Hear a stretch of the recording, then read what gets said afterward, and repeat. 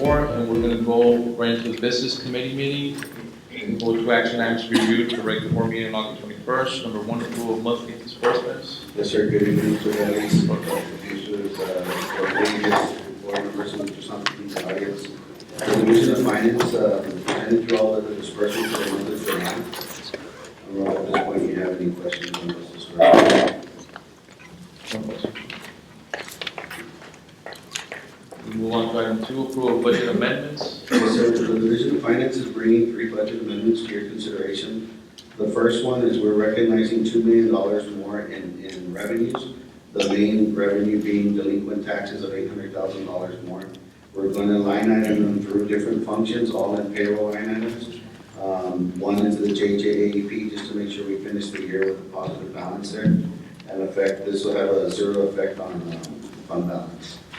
The second budget amendment, which is BA 1911, it's an annual GASB entry. GASB is Governmental Accounting Standards Board. It requires us to recognize the payments that the state of Texas pays from TRS on our behalf. For UISD, it's $20 million. This also has no effect on fund balance. We recognize $20 million in revenue and $20 million in expenditures. The last budget amendment we have is BA 19-12. This is for our debt service fund. We're going to make the majority of our bond payments in August, on the 15th actually. And we just need that $5,000 on the debt service payment that came in a little higher than it usually has. And this will only have a $5,000 decrease in the debt service fund balance. Thank you. All right, thank you. Item three will be adopt official budget for the 2019-2020 fiscal year. Yes, Mr. Ellis, and Mr. Rodriguez, Mr. Ramirez, and Mr. Molina. We're bringing to you our proposed official budget. I have a really quick presentation. Bring it up. That way you know what's in this $406 million. Pretty much just to kind of reiterate what we did this past July when we had a workshop. We needed to what's required by the board is from the Texas Education Code is we had a budget prepared by August 20th, that you adopted by August 31st, and that you adopt the budget based on these 3 funds, and then also you adopt a tax rate. Just real quickly, this is where we did the whole budget year. We are now at, there was a notice of public meeting in the regular morning time on Sunday. Then we have the public hearing next Wednesday. I think it's scheduled for 6 o'clock. And then the budget will become into effect on September 1st. Really, our local revenue taxes, we still see our values going up, unlike that year that they went down. They went up by 12.3%. We are required to reduce our M&O tax rate from $1.04 to 97 cents due to House Bill 3. And really, this is bringing our taxpayers a savings of about $12.4 million. So hopefully they feel good in the pocketbook. Our state revenue, there was more money put at the state level. They increased our basic allotment from from 5,140 to 6,160. And so we're going to be working real hard with Keene and with MIS and our campuses to make sure we're counting every student that shows up at our front door. Really, the general fund budget is now at $406,464,112. The bulk of it being in payroll costs of $352.4 million. We did add some additional campus positions, some support positions, and this budget does include the approved raises by the board and the $5 increase per employee per month also is included in this. We did add a line item that Sam has actually showed you, that budget amendment. We're already bringing it into our budget. We had to recognize $21.4 million called TRS on behalf, but it's kind of like a balance thing. You recognize the revenue and the same amount of expenditures. So it doesn't really change the bottom line. The proposed non-payroll costs are over $54 million. We did add some money to cover some expenses for the new schools. And the balance budget, and it will be a balanced budget. The rest, debt service fund, that's the other fund. Really, we did the last sale this past July at $88 million. We're proposing a slight increase of 1.7 cents, not a complete 2 cents, to get our total tax rate to 22.88 cents. So really, just to give you a little bit of background, we had told our taxpayers and our community that in November 2013, when we had the bond election, after we would sell all the bonds, that our INS tax rate would increase by 12.93 cents, and actually it's just been 7.39 cents. So we didn't have to go the full 12.93 cents. So we think that's also savings to our taxpayers. So the budget for debt service has a proposed revenue of 42.4 million. Debt service payment that we're going to have to make is 42.4 million, and then of course a proposed tax rate increase.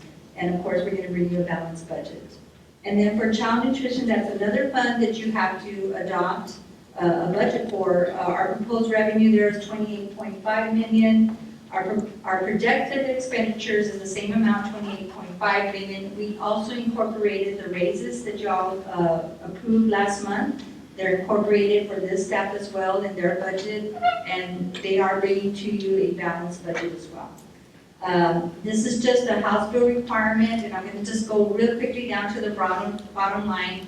We have to tell our public that in our budget, we include $4,563 for advocacy spending, pretty much what we pay to our, like TASB and CASA, to go lobby for us at the legislation session. And then in 2019, we actually had spent $6,240. It's a legal requirement, so we put it in there. This is what the budget will look like.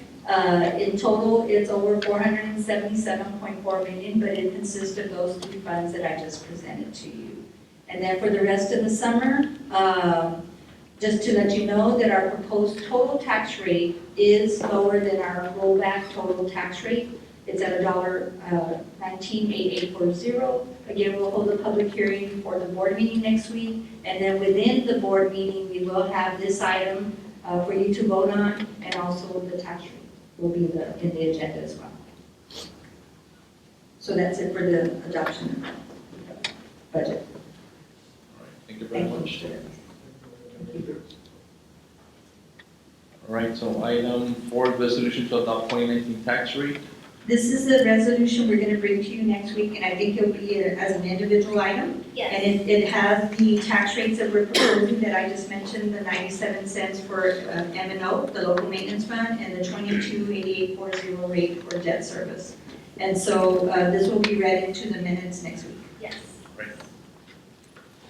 Okay, number 5, submission of appraisal roll to the governing body. We're bringing to you the appraisal roll that was given to us by the Webb County Appraisal District. And so per section 26.04 of the Texas Property Tax Code, the assessor shall submit these reports to the governing body. And if you go to the next page, you'll see the appraised value at over $22.2 billion. Our assessed value, again, $22.2 billion. And our net taxable value after all exemptions is $18.9 billion. And that this value is a value we use to calculate how much tax revenue we're bringing in. And there's over 106,491 accounts. Item 6, approval of awarding bid proposals and qualifications. Thank you. Thank you. Good afternoon, members of the board, Mr. Simpson, audience. We have the following recommendations for your consideration.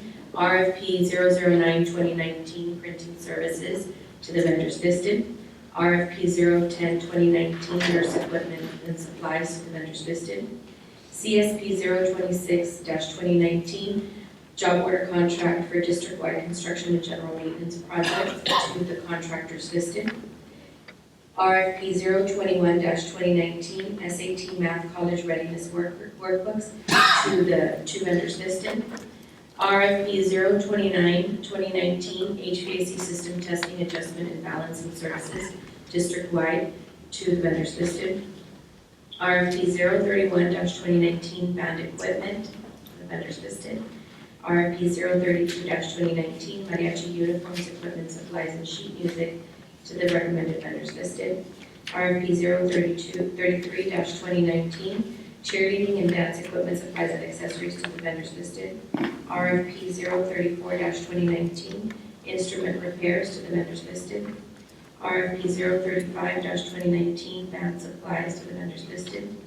RFP 023-2019, welding equipment, supplies, and services, Tims, South Texas.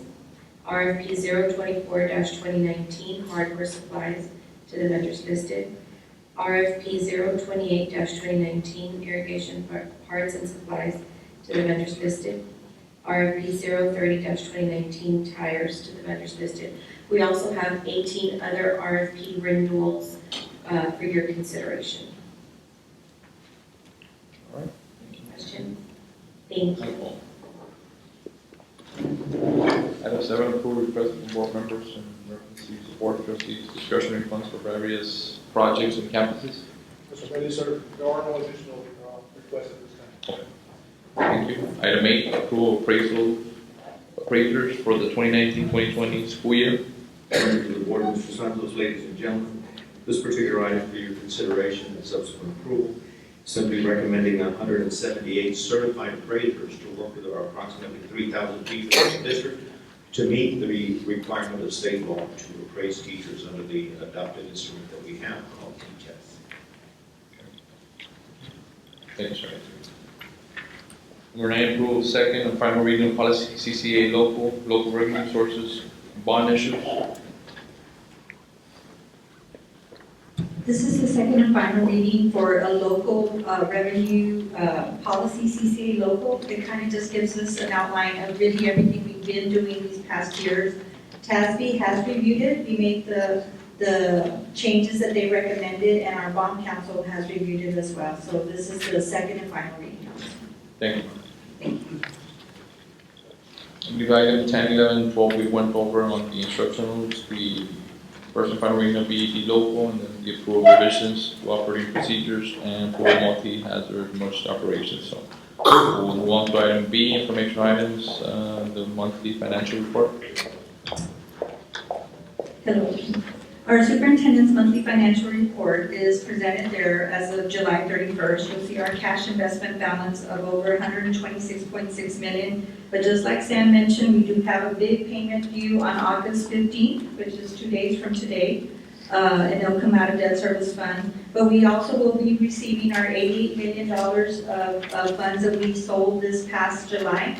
And so now next month you'll start seeing a section bond election 2013 issue 2019, and you'll see hopefully the $88 million there. But Mr. Ramirez is ready to spend it, so. That's fine. And then our portfolio, our 12% of our portfolio are in demand accounts, and there you'll see the yields at 2.4. They are going down. The Fed did cut rates. Our administrative cost ratio is at 8.64%. We had budgeted 8.41, but both of those amounts are allowed by TA, are within the range from TA. Our unaudited statement shows that we have $328.3 million in revenues to date, or 89.38% of our budget. Last year at this time, we're at 90%, so we're trending at the right place. Current year-to-date expenditures, $347.2 million, or 88.11%. And last year at this time, we were at 92.74, so the trend is looking comparable to last year. Our tax office report shows that we have a current collection rate of 98.94%, or $209.7 million has been collected. And then today, almost halfway through the month, we're at 99.04%. Our delinquent collection rate is 15.44%, or $884,929, or 19% to date. This report also includes all the bids and proposals awarded through July 31st and a section on the grants department activity for the month. Thank you. Item 2, adopted 2019-2020 budget for accelerated instruction under TEC section 29.081. Yes, we're bringing this to, again, a requirement by TEA to let the board know that we have set aside $189,000 for accelerated instruction. This amount is actually given to the school improvement department with Mel Cruz, and she allocates it to the schools of who needs to make sure that their kids who failed get accelerated instruction, whether it's through tutorials or pull-out programs. But we have to identify the amount of funds that we have set aside for this. And you saw how successful the summer school program was. Okay, item 3, discussion of property values to comply with the first.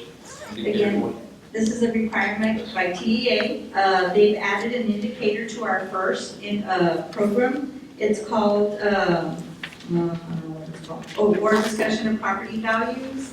What it's asking us to do is we have to present to the board the district's property values and the funding lag that takes place. Well, we need to present within 120 days of passing our budget, which we're within 120 days.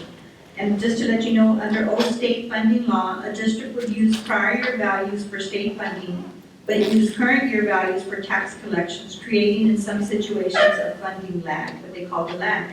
Districts with growing tax values like UISD that we've been experiencing growing tax values would benefit from this lag.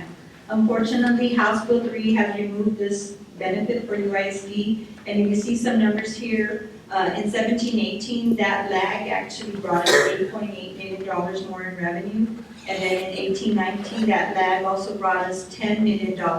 But now for 19-20, there is no such thing as this lag anymore, but we needed to report this number to you. So it is unfortunate that UISD will no longer benefit from the so-called lag, but they did give us more state revenue, so we can't complain too much.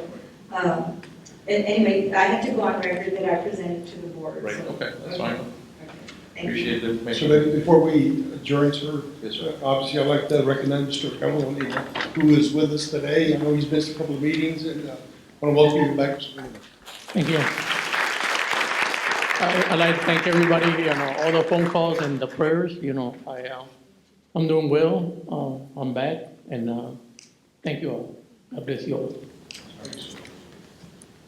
Do we have any comments? Okay, so 4:41, we'll go to adjournment. Thank you.